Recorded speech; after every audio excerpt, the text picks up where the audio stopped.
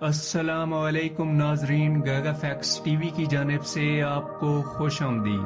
Ertugrul Ghazi کو سلطنت عثمانیہ کا موجد کہا جاتا ہے۔ آپ اسلام کے چند نڈر سپاہیوں میں سے ایک تھے۔ آپ نہ صرف ایک بہادر سپاہی تھے بلکہ آپ کے سینے میں اسلام کے لیے بے پناہ محبت تھی۔ ارطغرل غازی کی زندگی کی داستان ہمیں سلطنت عثمانیہ کے تاریخ دانوں کی تحریروں سے ملتی ہے۔ 13ویں صدی میں پوری دنیا میں مسلمان بڑے نازک دور سے گزر رہے تھے۔ اس وقت ایک نئی سلطنت دنیا کے نقشے پر ابھر رہی تھی۔ چنگیز خان کی قیادت میں منگول فوج نے اپنی سلطنت کو وسیع کرنے کے لیے مختلف علاقوں پر قبضہ کرنا شروع کر دیا۔ ایک طرف منگول فوج مختلف علاقوں پر قبضہ کرتے ہوئے مشرقی یورپ سے وسطی یورپ تک جا پہنچی، جبکہ دوسری طرف یہ خونخوار فوج برِ صغیر چین اور ایران تک بھی پہنچ گئی۔ چنگیز خان کی قیادت میں منگول فوج نے ظلم و ستم کے جو پہاڑ توڑے اس کی مثال کہیں نہیں ملتی۔ دنیا کی تمام بڑی سلطنتیں منگولوں کے سامنے نہ ٹک سکیں۔ جہاں ایک طرف منگول فوج بربریت کی مثال رقم کر رہی تھی، وہاں دوسری طرف سلطنت خوارزم نے ایران، شام، خراسان اور عراق میں آل سلجوق کے بے شمار مقبوضات کو فتح کر لیا تھا۔ اس وقت ان کی قوت اپنے عروج پر تھی۔ اب چنگیز خان کی ظالم فوج نے بھی سلطنت خوارزم کا رخ کیا۔ چند ترک قبائل سلطنت خوارزم میں رہائش پذیر تھے۔ سلطنت خوارزم کی تباہی کے بعد ان ترک قبائل نے کسی محفوظ جگہ کی تلاش میں ہجرت شروع کر دی۔ ہجرت کرنے والے ان قبائل میں سے زیادہ تر قبیلے چرواہے اور خانہ بدوش تھے۔ جہاں سبز گھاس اور پانی نظر آیا وہاں یہ قبائل رک گئے۔ ان ترک قبائل میں سے کچھ قبائل نے مصر کی طرف رخ کیا، جبکہ کچھ قبائل شام اور ایران جا پہنچے۔ ہجرت کرنے والے قبیلوں میں سے ایک قبیلے کا نام کئی قبیلہ تھا، جو باقی قبیلوں سے طاقت اور تعداد میں کہیں زیادہ تھا۔ کئی قبیلے کے سردار سلیمان شاہ تھے اور یہ ایک جنگجو قبیلہ تھا۔ سلیمان شاہ کی قیادت میں کئی قبیلہ اپنے وطن خراسان کو چھوڑ کر شام کی طرف جا رہا تھا۔ دریائے فرات عبور کرتے ہوئے سلیمان شاہ ڈوب گئے اور جاں بر نہ ہو سکے۔ سلیمان شاہ کے 4 بیٹے تھے: سنگرتکین، گندوگدو، ارطغرل اور دندار۔ سلیمان شاہ کی وفات کے بعد کئی قبیلہ بکھر گیا۔ سنگرتکین اور گندوگدو اہلت چلے گئے۔ منگول فوج کے ہاتھوں کئی قبیلہ کے بچ جانے والے لوگوں نے شجاعت اور بہادری کی وجہ سے ارطغرل غازی کو اپنے قبیلے کا سردار چنا۔ ارطغرل غازی اپنے قبیلے کا دفاع کرنا بخوبی جانتے تھے۔ اپنے چھوٹے بھائی دندار اور 420 گھرانوں کے ہمراہ ارطغرل غازی ایشیائے کوچک کی طرف روانہ ہوئے اور سلجوقی سلطنت میں داخل ہو گئے۔ اس وقت سلجوقی سلطنت کے حکمران سلطان علاء الدین کاکوبت اول تھے، جو اپنے عدل و انصاف کی وجہ سے کافی مشہور تھے۔ ارطغرل غازی جب پناہ لینے کے لیے کونیا کی طرف جا رہے تھے تو راستے میں انقرہ کے مقام پر انہیں 2 فوجیں آپس میں لڑتی ہوئی نظر آئیں۔ ارطغرل غازی ان لڑنے والی 2 فوجوں میں سے کسی فوج کو نہیں جانتے تھے، لیکن ان 2 فوجوں میں سے ایک فوج تعداد کے اعتبار سے طاقتور اور دوسری کمزور تھی۔ ارطغرل غازی نے اپنے مختصر دستے کے ساتھ، جن کی مجموعی تعداد 440 تھی، کمزور فوج کا ساتھ دینے کا فیصلہ کیا۔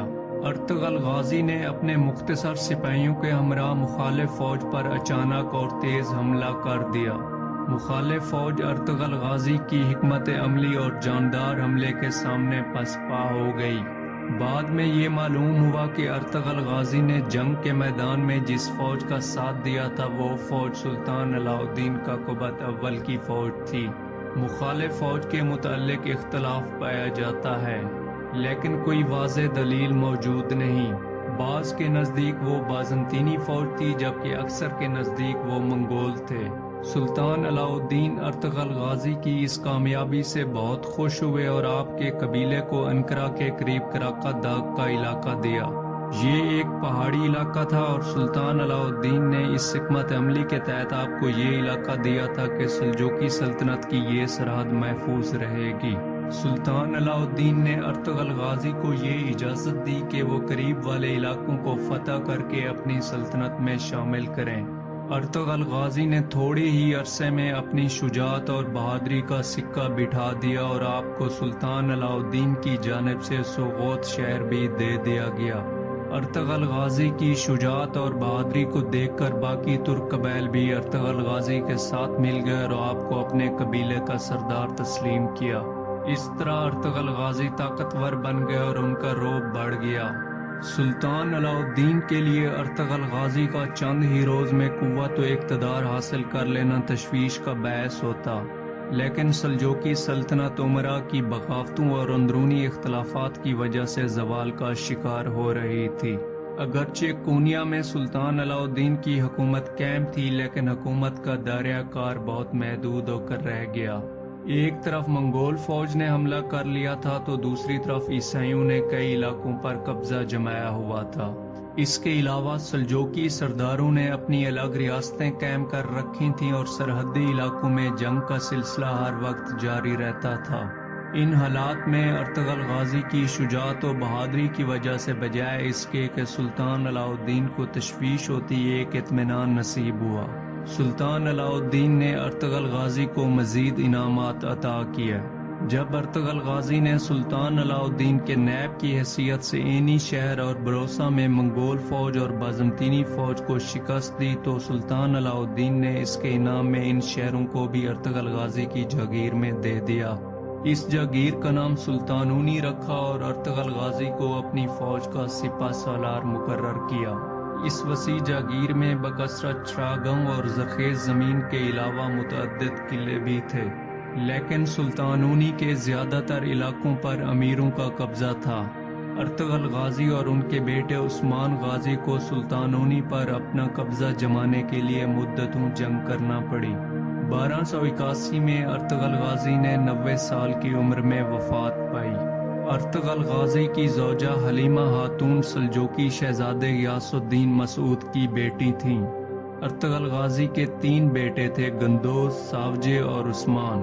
آپ کی وفات کے بعد آپ کے سب سے چھوٹے بیٹے عثمان غازی آپ کے جانشین بنے۔ عثمان غازی بھی اپنے والد کی طرح ایک بہادر سپاہی تھے۔ اپنے والد کے نقش قدم پر چلتے ہوئے عثمان غازی نے فتوحات کا سلسلہ جاری رکھا۔ 1299 میں سلجوقی سلطنت بالکل ختم ہو گئی اور اس کے بعد عثمان غازی نے اپنے مقبوضہ علاقوں میں ایک الگ ریاست قائم کرنے کا فیصلہ کیا، اور یوں دنیا کے نقشے پر سلطنت عثمانیہ کا سورج طلوع ہوا جو 625 سال تک چمکتا رہا۔ سلطنت عثمانیہ کی وسعت 3 براعظموں تک تھی۔ ارطغرل غازی کو سوغوت میں دفن کیا گیا۔